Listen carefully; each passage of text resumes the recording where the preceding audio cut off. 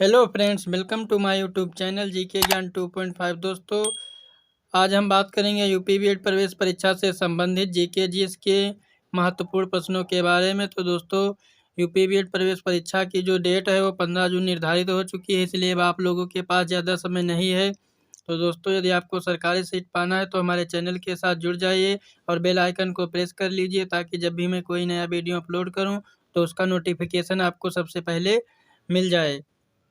पहला क्वेश्चन है, किस भारतीय को सर्वप्रथम नोबेल पुरस्कार से सम्मानित किया गया था? ए जेसी बोस को, बी सीवी रमन को, सी रविंद्रनाथ टैगोर को, डी मदर टेरेसा को। तो दोस्तों, सर्वप्रथम नोबेल पुरस्कार पाने वाले जो व्यक्ति थे वो थे रविंद्रनाथ टैगोर। इनको उनकी कृति गीतांजलि पर 1913 ईस्वी में नोबेल पुरस्कार दिया गया था। नेक्स्ट क्वेश्चन है,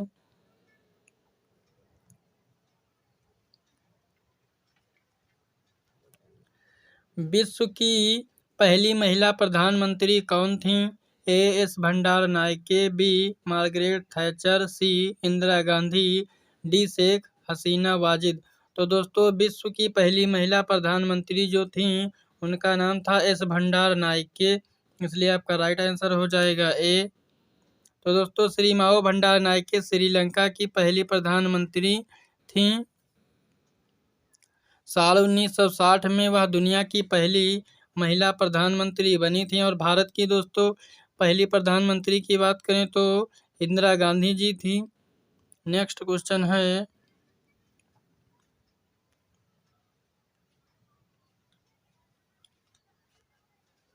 किशन महाराज किस वाद्य यंत्र से संबंधित हैं? ए सितार से, बी सरोद से, सी तबला से, डी वीणा से। तो दोस्तों, किशन महाराज का संबंध है तबला से, इसलिए आपका राइट आंसर हो जाएगा सी।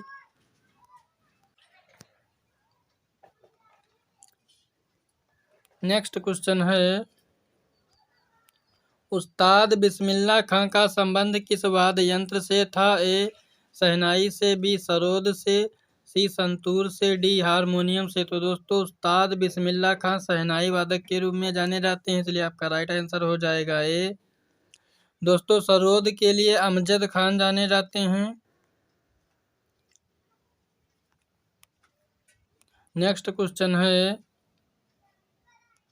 भारत में निर्मित पहली बोलती फिल्म थी? ए नूरजहां, बी आलम आरा, सी राजा हरिश्चंद्र, डी ज्वार भाटा। तो दोस्तों, भारत में निर्मित पहली जो फिल्म थी उसका नाम था आलम आरा, इसलिए आपका राइट आंसर हो जाएगा बी।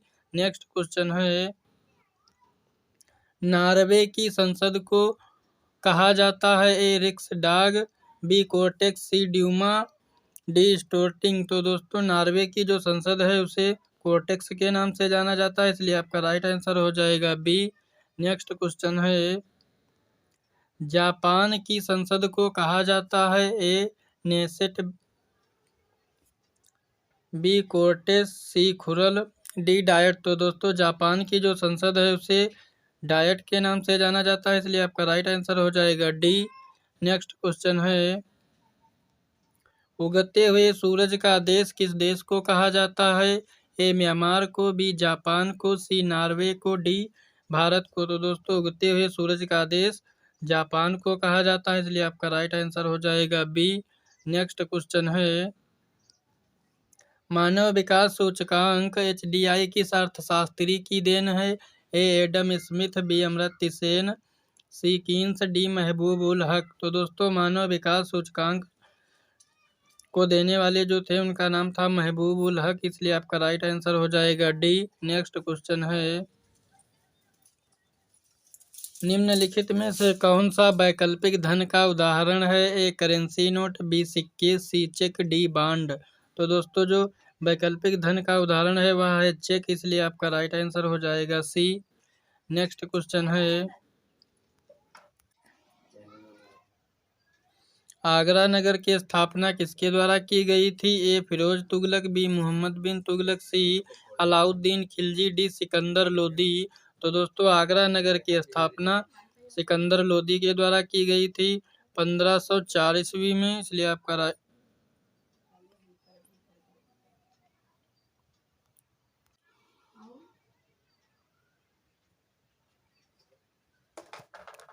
नेक्स्ट क्वेश्चन है, भारतीय संविधान के किस भाग को उसकी आत्मा की आख्या प्रदान की गई है? ए प्रस्तावना को, बी मौलिक अधिकार को, सी राज्य के नीति निर्देशक तत्वों को, डी संविधान के सभी अनुच्छेदों को। दोस्तों, भारत के संविधान में उसकी आत्मा की आख्या प्रदान की गई है प्रस्तावना को, इसलिए आपका राइट आंसर हो जाएगा ए। नेक्स्ट क्वेश्चन है, भारतीय अर्थव्यवस्था के उदारीकरण का अग्रदूत किसे कहा जाता है? ए डॉक्टर बिमल जालान को, बी डॉक्टर मनमोहन सिंह को, सी पीवी नरसिम्हा राव को, डी पी चिदम्बरम को। तो दोस्तों, भारतीय अर्थव्यवस्था के उदारीकरण का अग्रदूत डॉक्टर मनमोहन सिंह को कहा जाता है, इसलिए आपका राइट आंसर हो जाएगा बी।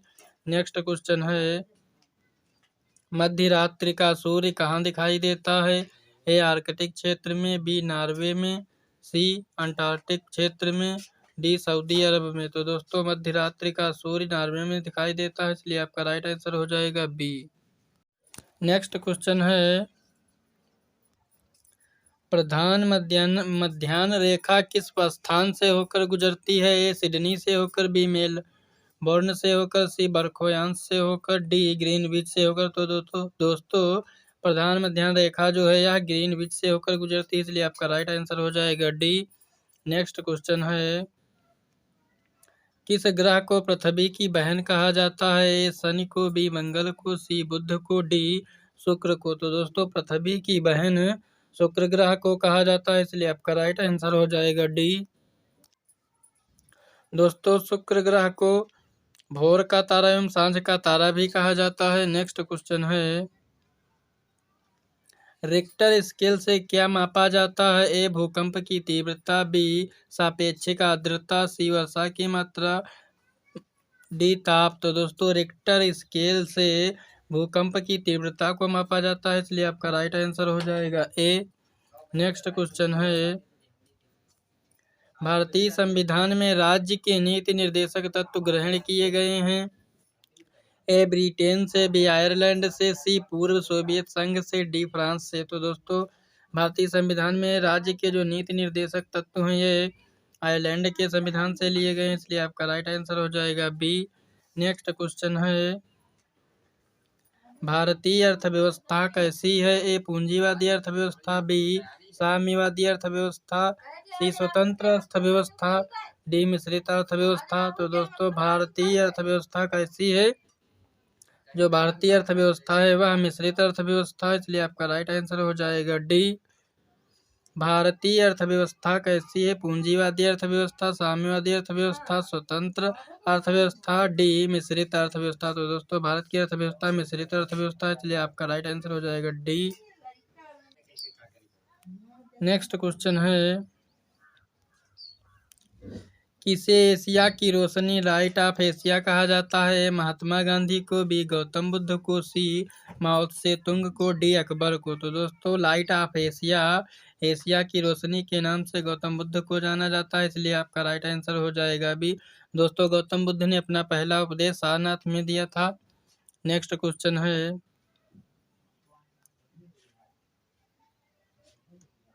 निम्नलिखित में से किस पदार्थ का उपयोग हड़प्पा काल की मुद्राओं के निर्माण में मुख्य रूप से किया गया था?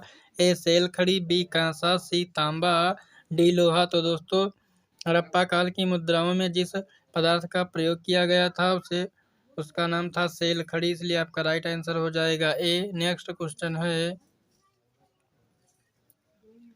सिंध का नखलिस्तान बाग हड़प्पा सभ्यता के किस पुरास्थल को कहा जाता है? ए हड़प्पा को, बी मोहनजोदड़ो को, सी कालीबंगा को, डी लोथल को। तो दोस्तों, सिंध का नखलिस्तान या बाग मोहनजोदड़ो को कहा जाता है, इसलिए आपका राइट आंसर हो जाएगा बी। नेक्स्ट क्वेश्चन है,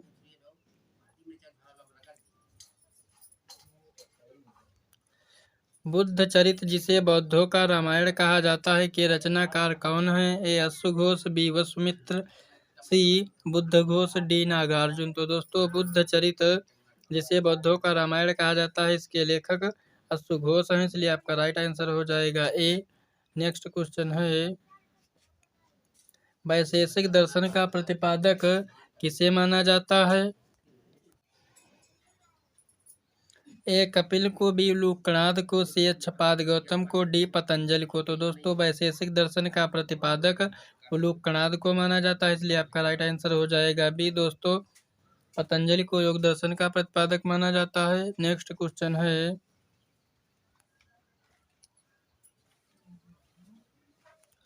निम्नलिखित में से कौन सा उपन्यास भारत के स्वतंत्रता सेनाओं के लिए प्रेरणा का स्रोत बना था? ए परीक्षा गुरु, बी आनंद मठ, सी रंगभूमि, डी पद्म राग। तो दोस्तों उपन्यास भारत के स्वतंत्रता सेनाओं के लिए जो प्रेरणा का स्रोत बना था उसका नाम था आनंद मठ, इसलिए आपका राइट आंसर हो जाएगा बी। नेक्स्ट क्वेश्चन है,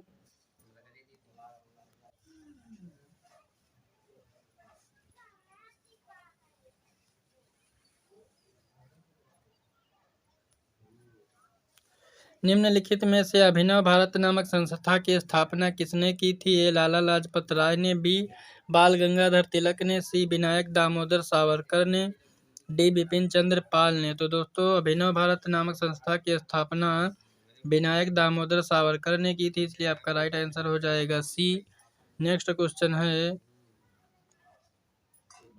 सीमांत गांधी किसको कहा जाता था? ए अब्दुल गफ्फार खान को, बी जवाहरलाल नेहरू को, सी मोहम्मद अली जिन्ना को, डी इनमें से कोई नहीं। तो दोस्तों सीमांत गांधी के नाम से खान अब्दुल गफ्फार खान को जाना जाता है, इसलिए आपका राइट आंसर हो जाएगा ए। नेक्स्ट क्वेश्चन है,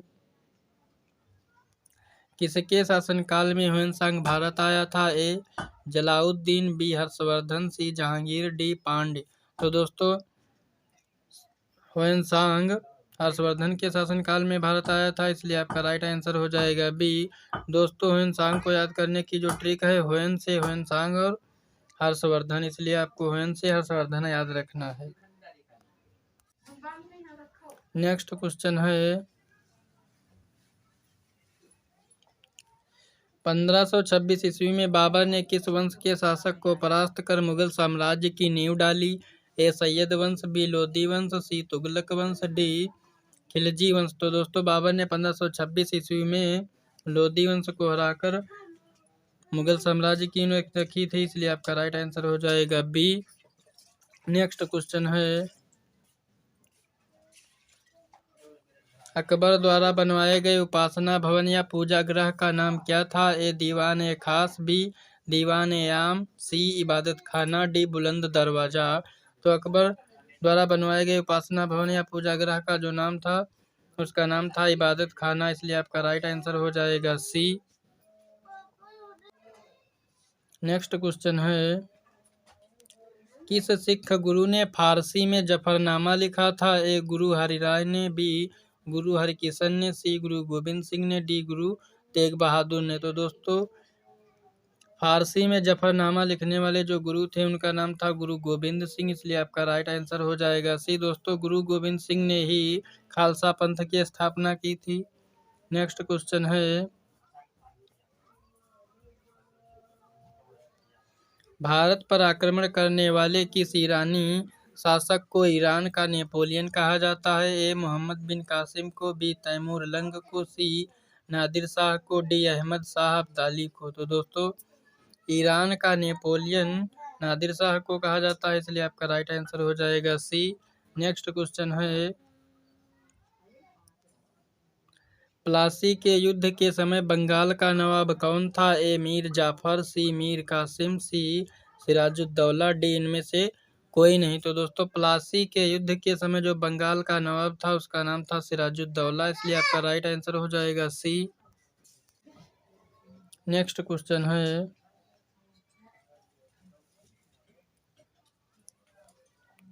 वर्ष 1873 ईस्वी में महाराष्ट्र में स्थापित सत्यशोधक समाज की स्थापना किसने की थी? ए दयानंद सरस्वती ने, बी ज्योतिबा फूले ने, सी बी आर अम्बेडकर ने, डी बी आर शिंदे ने। तो दोस्तों सत्यशोधक समाज की स्थापना 1873 में महाराष्ट्र में ज्योतिबा फूले ने की थी, इसलिए आपका राइट आंसर हो जाएगा बी।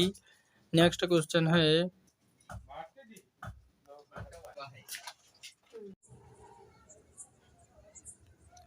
आधुनिक युग का मनु किसे कहा जाता है? ए एम जी रानाडे को, बी बी आर अम्बेडकर को, सी बी एन राव को, डी महात्मा गांधी को। तो दोस्तों आधुनिक युग का मनु बी आर अम्बेडकर को कहा जाता है, इसलिए आपका राइट आंसर हो जाएगा बी।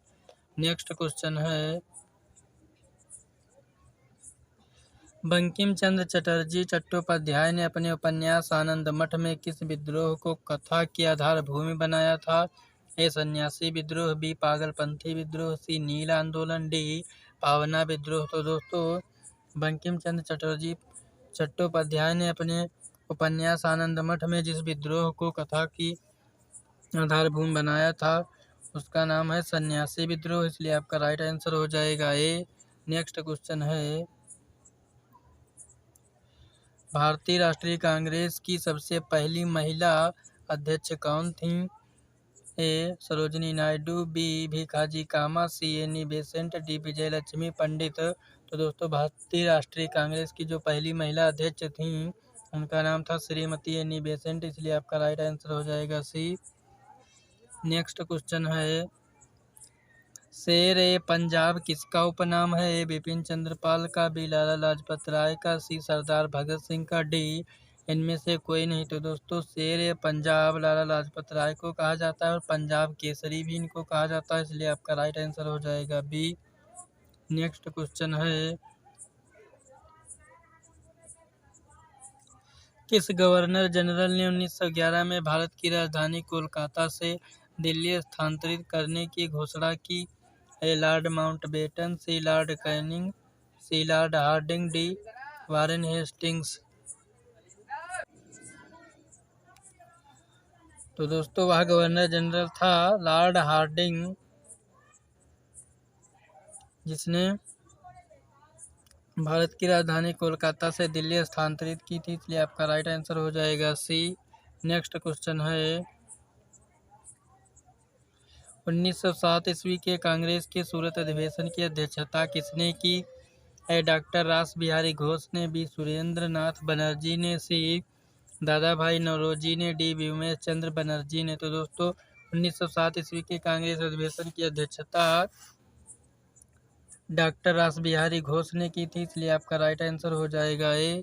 नेक्स्ट क्वेश्चन है, निम्नलिखित में से किसे भारतीय शांति के जनक के रूप में जाना जाता है? ए ओ हुइम को, बी दादा भाई नौरोजी को, सी बाल गंगाधर तिलक को, डी महात्मा गांधी को। तो दोस्तों भारतीय शांति के जनक के रूप में जाना जाता है बाल गंगाधर तिलक को, इसलिए आपका राइट आंसर हो जाएगा सी। नेक्स्ट क्वेश्चन है, किसने मोहम्मद अली जिन्ना को हिंदू मुस्लिम एकता का दूत कहा था? ए सरोजिनी नायडू ने, बी एनी बेसेंट ने, सी राजकुमारी अमृत कौर ने, डी अरुणा आसफ अली ने। तो दोस्तों मोहम्मद अली जिन्ना को हिंदू मुस्लिम एकता का दूत सरोजिनी नायडू ने कहा था, इसलिए आपका राइट आंसर हो जाएगा ए। नेक्स्ट क्वेश्चन है, कामागाटामारू क्या है? ए एक राजनीतिक दल जो ताइवान आधारित था, बी चीन का एक किसान साम्यवादी नेता था, सी कनाडा की यात्रा पर निकला एक जहाज था, डी चीन का गांव जहां से माओ से तुंग ने अपना लॉन्ग मार्च आरंभ किया था। तो दोस्तों कामागाटामारू कनाडा की यात्रा पर निकला एक जहाज था, इसलिए आपका राइट आंसर हो जाएगा सी। नेक्स्ट क्वेश्चन है, किस संविधान संशोधन के द्वारा मताधिकार की आयु को 21 वर्ष से घटाकर 18 वर्ष कर दिया गया? ए 55वां संशोधन अधिनियम 1986, बी इनमें से कोई नहीं, सी 61वां संशोधन अधिनियम 1989, डी 56वां संशोधन अधिनियम 1987। तो दोस्तों वह संविधान संशोधन जिसमें मताधिकार की आयु को 21 वर्ष से घटाकर 18 वर्ष किया गया वह था 61वां संशोधन अधिनियम 1989, इसलिए आपका राइट आंसर हो जाएगा सी। नेक्स्ट क्वेश्चन है, विश्व शिक्षक दिवस मनाया जाता है 5 अक्टूबर को, बी 5 दिसंबर को, सी 5 अगस्त को, डी 5 सितंबर को। तो दोस्तों विश्व शिक्षक दिवस 5 अक्टूबर को मनाया जाता है, इसलिए आपका राइट आंसर हो जाएगा ए, जबकि शिक्षक दिवस 5 सितंबर को मनाया जाता है। नेक्स्ट क्वेश्चन है, किसके द्वारा खालसा पंथ की स्थापना की गई थी? ए गुरु तेग बहादुर, बी गुरु गोबिंद सिंह, सी गुरु हरगोबिंद, डी गुरु नानक देव। तो दोस्तों खालसा पंथ की स्थापना गुरु गोविंद सिंह ने की थी, इसलिए आपका राइट आंसर हो जाएगा बी। नेक्स्ट क्वेश्चन है,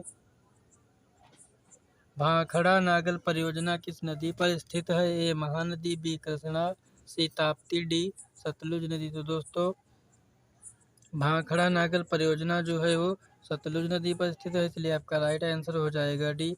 दोस्तों हीराकुंड जो बांध है वह महानदी पर स्थित है। नेक्स्ट क्वेश्चन है,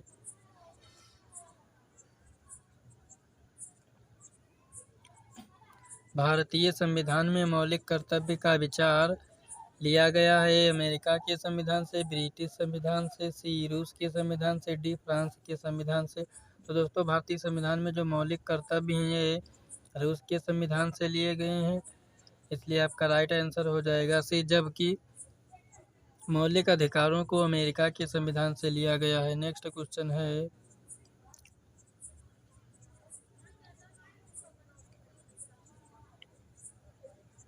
भारतीय संविधान में सम्मिलित नीति निर्देशक तत्वों की प्रेरणा हमें किस संविधान से प्राप्त हुई है? ए कनाडा के संविधान से, बी अमेरिका के संविधान से, सी ऑस्ट्रेलिया के संविधान से, डी आयरलैंड के संविधान से। तो दोस्तों जो राज्य के नीति निर्देशक तत्व हैं वे हमें आयरलैंड के संविधान से प्राप्त हुए हैं, इसलिए आपका राइट आंसर हो जाएगा डी। नेक्स्ट क्वेश्चन है,